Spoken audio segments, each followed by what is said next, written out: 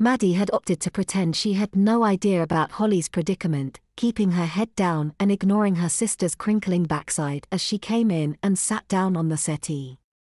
On the inside, however, was a different story. Maddie felt tonight could be a massive turning point in her life.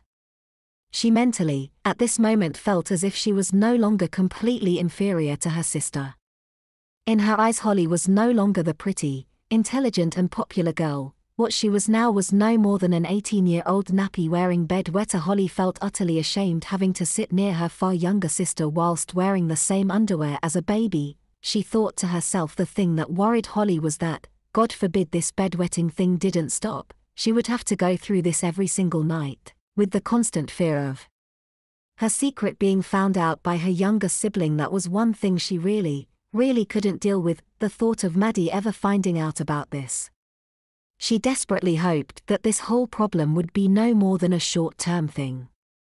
Holly just couldn't understand how this was happening. She had never wet the bed in her life, and then out of nowhere she had now woken up to wet sheets 6 nights in a row.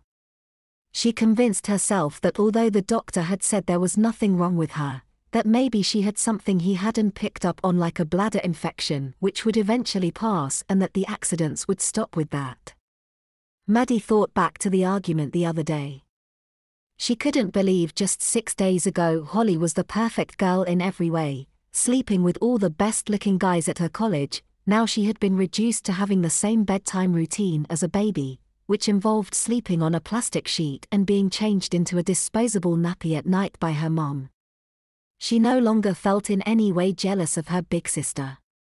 Holly now had a secret that would completely ruin her if anyone ever found out, and Maddie loved it.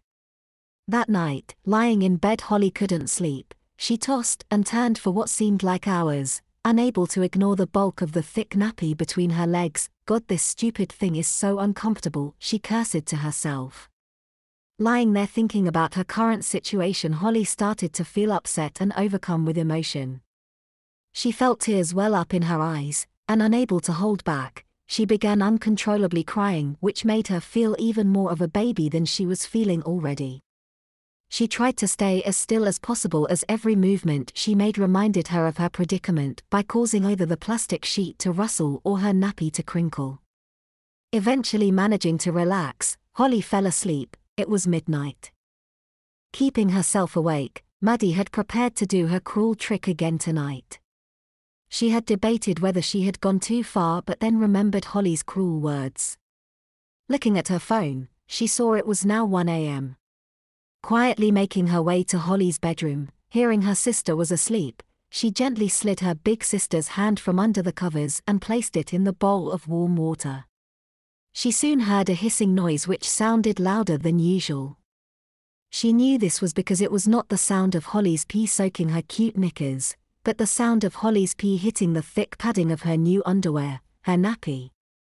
"Oh dear, did the little baby have an accident in her nappy?" muttered Maddie, unable to hold a big grin from her face as she left Holly's bedroom and went to bed herself.